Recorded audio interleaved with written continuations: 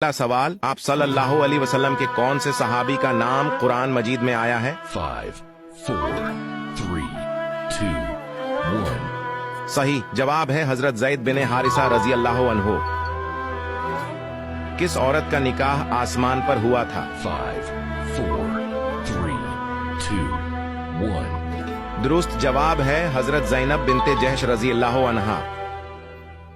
क़यामत के दिन सबसे पहले किस अमल के बारे में पूछा जाएगा? 5, 4, 3, 2, 1.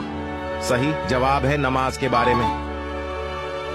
दज्जाल के माथे पर क्या लिखा होगा जो सिर्फ मुसलमान ही पढ़ सकेगा? 5, 4, 3, 2, 1. दुरुस्त जवाब है काफिर। वो कौन से नबी हैं जो दज्जाल को कत्ल करने आएंगे? 5, 4, 3, 2, 1. इसका जवाब कमेंट में दो।